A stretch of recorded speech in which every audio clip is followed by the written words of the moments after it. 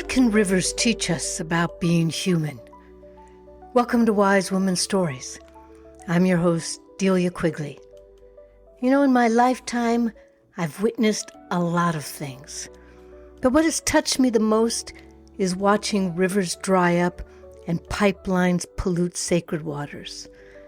I've lived through cancer clusters and watched the decline of the Colorado River. I've experienced the effects and the consequences of climate change.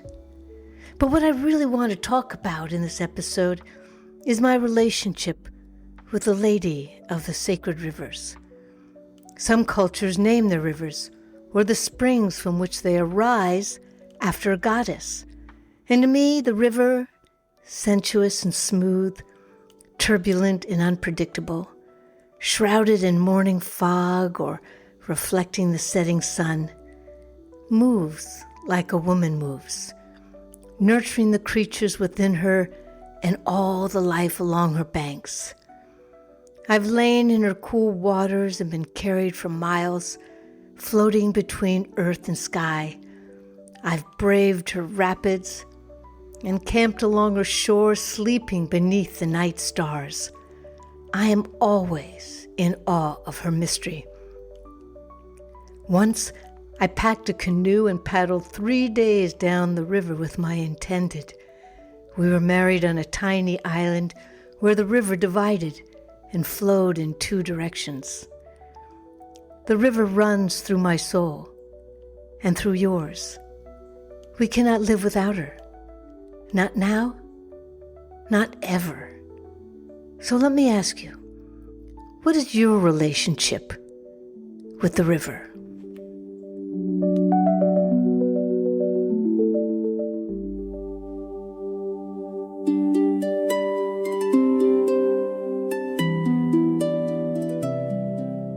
Remembering the Sacred Wisdom of Rivers is the 3rd episode of my series Between Earth and Sky, a series contained within Wise Woman Stories, one that explores our relationship with the living world.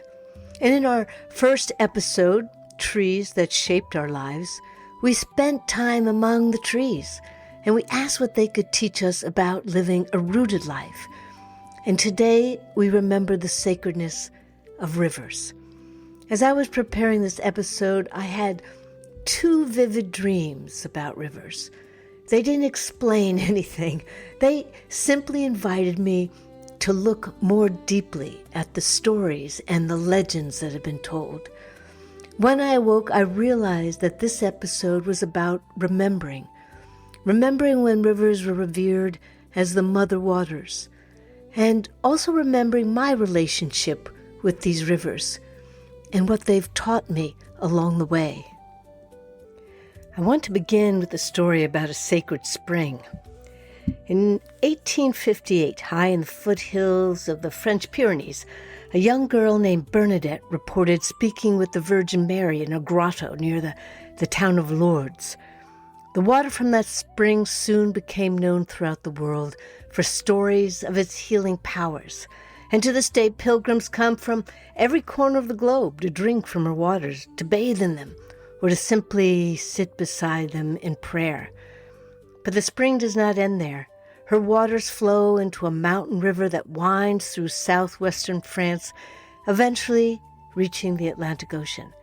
And like every sacred spring, her gift is not meant to remain in one place. She continues her journey, carrying the sacred waters onward. My own journey began there. I must have been 4, almost 5, when my father, holding me in his arms, walked me into the grotto and slowly, together, lowered us into the water. Then we came up and out, and he took my brothers next, and one at a time he repeated the dipping. The point was to protect us, to put us under the protection of the Virgin Mary, the Divine Mother. To dip a child into such healing waters is to protect her from the slings and arrows of outrageous fortune, as Shakespeare would say. And you would have to trust that this will hold through time. that dipping her is to join a child's soul to the energy of something divine and unknowable, to the great mystery of the feminine. My father would have been around 40 at Lourdes, my mother a few years younger. They were 10 years out of World War II and deep into their Catholic faith. My father had been stationed in Salzburg, Austria. They had 4 boys and me. They were to travel from Salzburg to France to bathe their children in the sacred waters of Lourdes. Now, here's a caveat to the story because I think it's important. Just before this, and on the journey to France, I remember we were in a very crowded train station in Salzburg. My mother insisted I hold on to her full gypsy-style skirt. But as she and my brothers were boarding the train, I let go. I had seen something more interesting. So I let go of her skirt and climbed up into the train's dining car. There I made myself comfortable sitting at a table, and as we pulled out of the station, I watched the town go by, then the countryside, and then there was this beautiful flowing river. All this as the train made its way towards France. There was no one else in the dining car. On the table was a bowl of wrapped sugar cubes, and no brothers to get to them first. One could surmise I'd already begun my independent wandering ways, because I felt right at home, all alone, watching the countryside go by, and never a question of where my parents were. At some point, the train pulled into a station and came to a stop. Time for another sugar cube. When just then, my father burst into the car, frantic with worry. The relief when he saw me was palpable. As for me, I gave him my best smile and held out the sugar cube, a treat for finding me. He sat down at the table and said nothing, just took the sugar cube from my sticky fingers, and as I pointed out the window, the train pulled out of the station. So we just sat there in silence and watched the passing scene together. After that, he wouldn't let me out of his sight. At Lourdes, as we entered the water, he held me tight in his arms. The grotto was cold, freezing, and I just had on my bathing suit. I think I remember he had on a pair of blue swimming trunks. And all these years later, I can only imagine him thinking, what child could just wander off completely content to be alone? So, for extra protection, he may have dunked me a few extra times. But I swear, Mary's divine protection has held me in good stead all these many years later.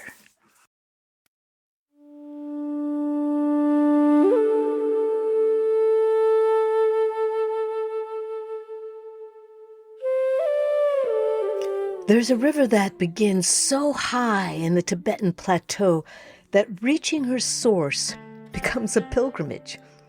First you drive as far as the mountains will allow. Then you leave the car behind and continue on horseback.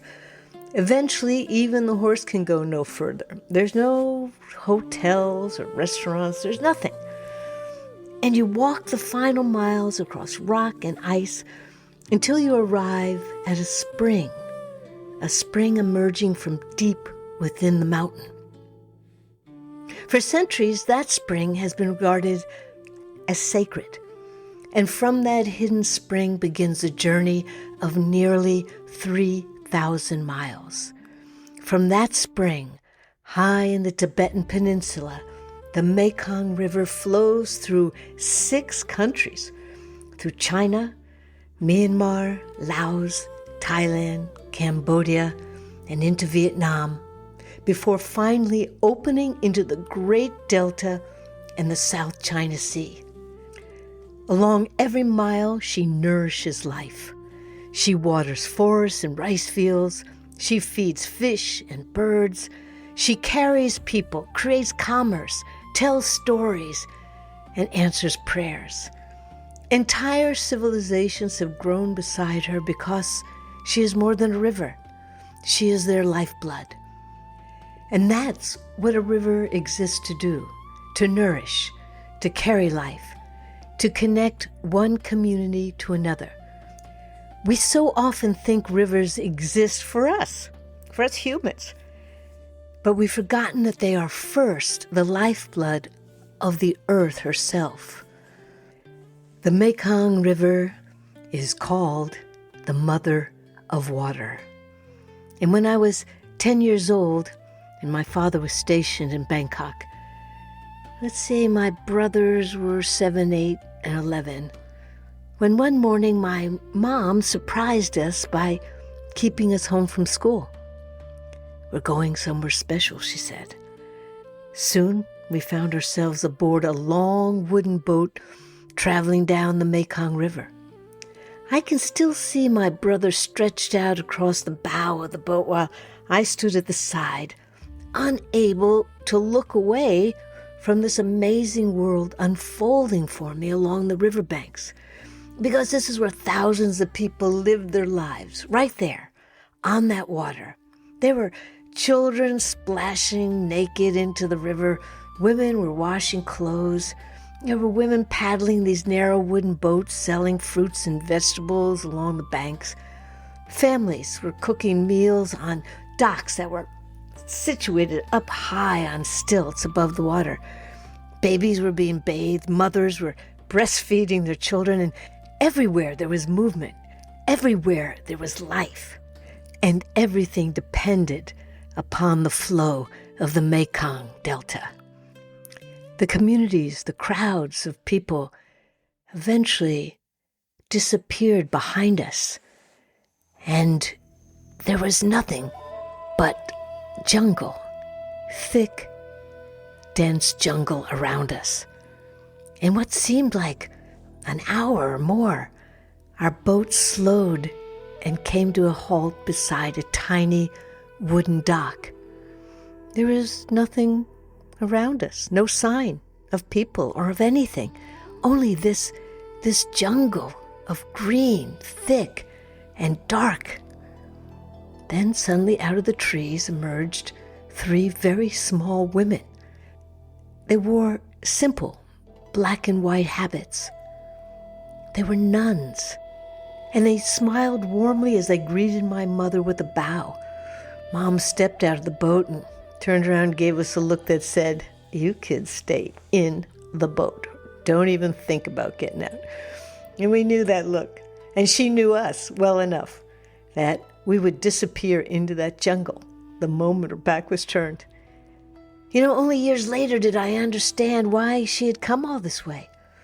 Because knowing my mom, we had traveled all that way down the river simply to place a financial gift directly into their hands. I know she didn't trust that any envelope was going to travel through the mail and arrive to this remote jungle place safely. When we left, the sisters bowed with quiet gratitude and blessed our journey home. And after everything I had seen motoring down the Mekong, those 3 nuns living in the jungle was the most surprising of all. I had so many questions. Who were they? Why did they live out here away from everything? It took 50 years to answer that question. Once I made the commitment to a spiritual practice rooted in contemplation and prayer. But that wasn't my only time with the Mother of Water. Because one evening, shortly after that journey, my mom took us to what is known as the Festival of Lights. Thousands of people had gathered along the Mekong riverbank. Each of us received a small wooden basket holding flowers and this one single candle. "Make a wish," Mom told me, and she lit my candle. Then, together with thousands of other people, I leaned over the water and gently released my boat into the current. Then I stood and watched it for a long time as it drifted away down the river and eventually into darkness, carrying a little piece of my 10-year-old self out and toward the sea. We were there to thank the Mother of Water, she who who had nourished generations, she who had carried life down from the mountains to the sea over and over for thousands of years. Today I'm sad to say the Mekong carries something else. She carries forever chemicals. She carries mercury from gold mining. She still bears the napalm scars of the Vietnam War. Dams have altered her natural rhythm. Fish populations are sick and in continue to decline. The sacred waters that once sustained entire civilizations now struggle beneath the weight of our human ambition. And yet, she continues to flow. She continues to nourish. She continues to carry more than water because she carries memory. She carries history. She carries every family who has depended upon her, every prayer ever entrusted to her currents. Just like every mother river in the entire world.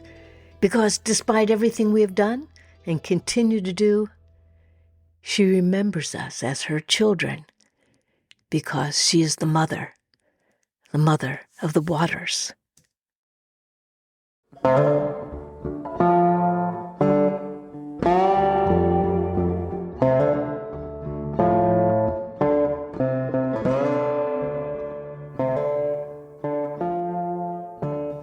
It was the late 80s when I drove my long yellow Chevy up north to Vermont for a visit with friends.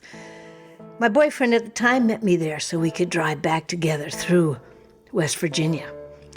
Our destination was the New River. We had a thing for canoeing rivers and especially whitewater rafting, so we planned to stop at the New River because her rapids were legendary. And it was the perfect time of year when she was running hard and swift. It would have been late August, moving into September. And back then it was already chilly in the north. And we arrived to the campground, settled in, showed up at the gathering place for whitewater rafting. I'd say there were about 6 of us and our guide. Then the guide shows up. And he's the image of a young Brad Pitt, remember Brad Pitt when he was in Thelma and Louise? Oh yeah, that Brad. He looked just like that, just adorable. And all the women were smiling. He arranged us in a large oval-shaped raft, and there was a big old red and white igloo cooler on the floor of the raft right next to me. It was stocked with soft drinks and water, some snacks for when we got to the end. We had our life vests strapped on, and a few of the gals needed help from the handsome guy to strap them on properly. A short delay, but no one seemed to mind. We each had our paddles, and once ready, our guide pushed us off from the shore, and we headed down the river. Google the New River, and you'll find that she begins high in the mountains of western North Carolina, crosses Virginia, and enters West Virginia near its southernmost tip. She manages to transect every ridge of the Alleghenies. Her name is actually a misnomer, in that it may be that she is one of the oldest rivers in the world. Yeah, let's hear that again. The New River is one of the oldest rivers in the world. And this day, she was churning. What a beauty she was, moving with a rhythm and sound to her that spoke of something old and wild. In between the challenging rapids, she would stretch out long and quiet, giving you a short respite before you heard the sound of the rapids up ahead. Do you know that sound? If you've ever run the rapids, you can start hearing her before they ever even come into sight. And really, depending on how big the rapid is, you begin to anticipate its size and what it can do to you if you fall out of the raft. Our guide would warn us that we've got a big one coming up. Okay, we're going to be doing this and you're going to be doing that, and be careful with this, you be careful with that. And I was sitting towards the back of the oval-shaped raft next to the cooler, and he was on the other side of it. There was someone up in front of me, to the right, to the left, and then 2 in the front. We'd already hit a couple of good rapids, and we were deep in, where you get sideways, you spin around, you're coming out of that rapid, and you're so excited because, you almost got lost in there. It's just so exciting. Really, if you haven't done it, you got to have to. So we had a little lull, and then we could hear the sound up ahead. Our guide says, "It's a big one." And I'm thinking, okay, get ready for class 5. And I'm so ready because this is a survival moment. When you take on the sacred river known to indigenous tribes as the river of death. I had come to have fun, to laugh, to take on her challenge, thinking she'll let me go without a slap upside the head. But this is about remembering. So let's remember that I have loved the river since I was carried into the spring at Lourdes, a form of baptism. And this river recognized me and wasn't going to let me go by without saying a proper hello. We go into that big churning rapid, and there's a moment like you get almost submerged, and then you come out of it again, and something happened in the coming out of it that flipped me out of the raft and into the water. The big igloo cooler came out on top of me, and as I'm going down with this igloo's weight pushing me to the bottom, I'm thinking, holy shit, I just fell out. I'm in the rapid, and I could drown. Somehow the cooler kept me stable as I hit the bottom, and I could lift and push it off of me. And then, the river, she was something. She was like, this was just a kiss to say hello, Delia. And she spit me back up to the surface. I came up coughing and sputtering, just happy to be alive. The canoe was moving fast now, and I had a quick thought that, damn, we had lost the cooler. Eventually, I caught up with the raft. I'm a good swimmer. I wasn't worried or scared. I was actually kind of exhilarated. The raft crew were able to slow down so I could catch up, and they called out, "Come on, get in the raft, come on." Well, it was early autumn, and the air had a biting chill to it, but the water was perfect. It was warm. It was just delightful. I had my life vest on. I was soaking wet. So I said, "No, I'll just follow you down to the next rapid." And I laid back and let the new river carry me. I remember the feeling of her, the sense of her presence, her aliveness. It's why I call this series of episodes Between Earth and Sky. There I was floating between earth and sky, the earth deep beneath me.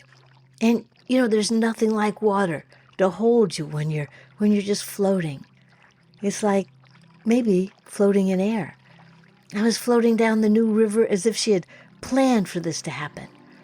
The sky was above me on this beautiful afternoon. It was blue with some clouds. And then we came to the bridge. And as I floated under that big, beautiful bridge, I felt free. I felt free of whatever weight I had carried into that trip. When I fell out of the raft and I went all the way down to the bottom, holding on to that igloo, weighing me down, I let go of something I'd been carrying. I let it go. And the mother of the new river shot me right back up and out into a new life. It was an amazing moment. It was a grand moment. The new river. Thank you. And for those of you who haven't run it, I say you must.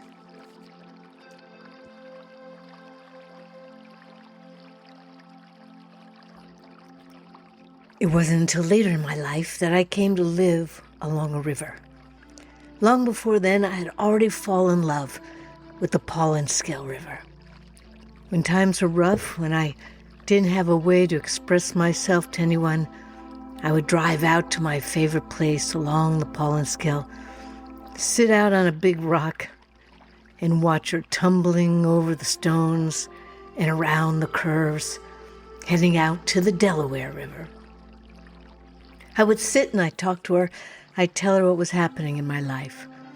She carried my fears and hopes. My tears went downstream with no judgment. She just took it all. The indigenous Lenape tribe called her Mother River. But to me, she became the lady of the sacred river, because she was alive and she was present. And she had a voice that called out to me. It soothed my mood and just let me leave everything there with her. Here, lady, you take it. Boom. I surrender. I surrender it to God. I surrender it to you. There's God. You, the river, alive. You remind me I'm alive, and life is just a treasure hunt until one day I will flow into the source, the great Mother River. One day someone said I should go and look at a house for sale. I went and saw it was right across a narrow country road from the Pollenskill. I knew it was my house. It was meant for me. I climbed the stairs to the second floor and stood in the window of that 150-year-old house and looked out to see the river winding around the bend, curving towards the Delaware. Standing there, I suddenly felt a presence. I wondered later if it was the spirit of the original farmer. He was standing at my shoulder. And in my mind, I heard him say, "We built this house here because you can see the river, and it's high enough to be out of the floodplain."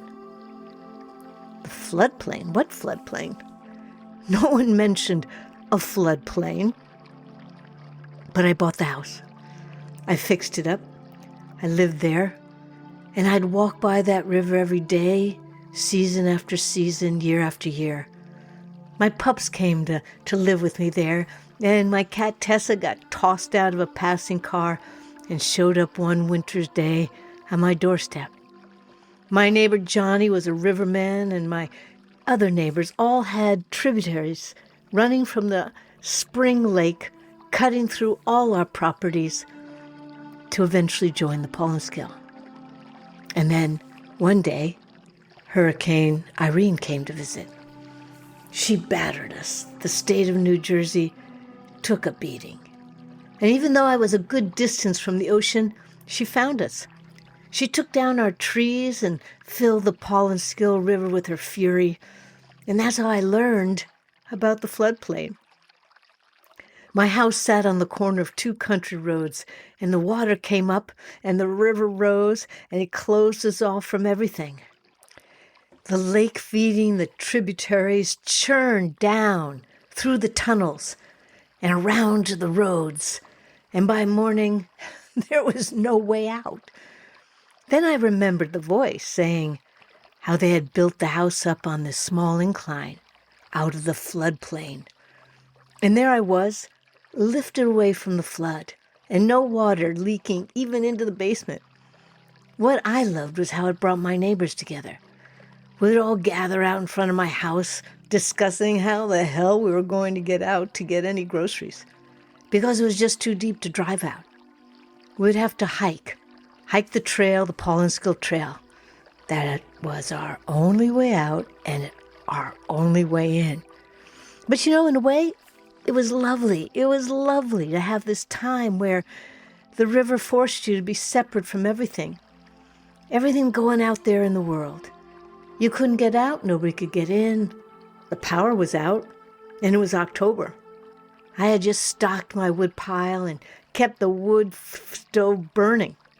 I ran the generator in the morning so my neighbors could come by for a shower. My gas oven kept the meals coming, and the pups loved running to the edge of the water to watch it slowly recede day by day. It lasted well over a week, maybe more. It felt as if the lady of the river came up and circled me and said, "Just rest now. Take some time off. I'll keep you safe." And she did. It was a wonderful time to be caught in her embrace. Yeah, a few minor inconveniences, but she wasn't a threat to me, never was. She just doing her thing, being a river, being nature, being water, being the Pollenskill. My river, the lady of the sacred waters, who the Lenape tribe called Mother River, and who I had the privilege to live beside.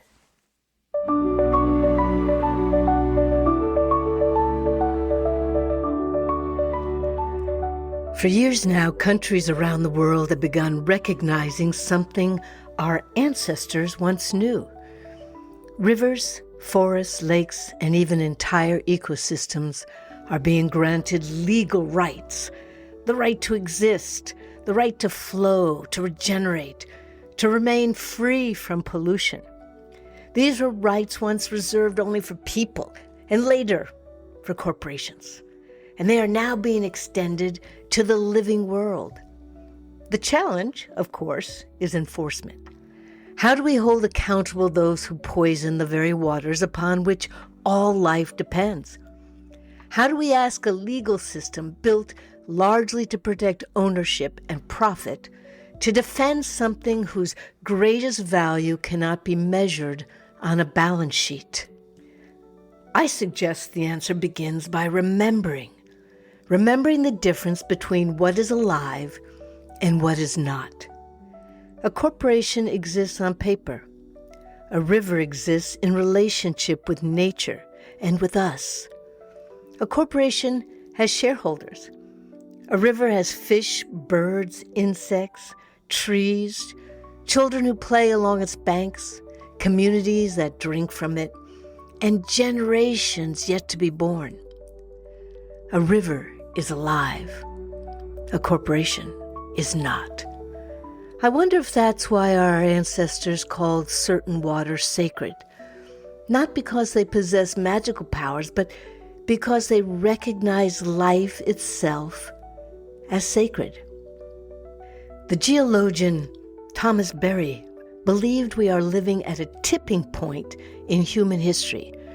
One path leads deeper into our present Technozoic era, a world that measures success by extraction, consumption, and control.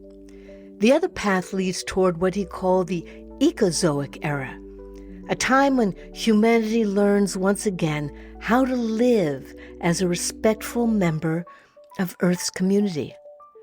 The tipping point is not only about climate change, it's about the awakening of our human consciousness. It is about whether we can remember that we are all dependent on this living earth. It's the question we need to ask, can we save the rivers? When the deeper question could be, can the sacred wisdom of rivers help us remember who we are? If we let them, then perhaps there's still time. You've been listening to Wise Women's Stories. I'm your host, Delia Quigley. Until next time.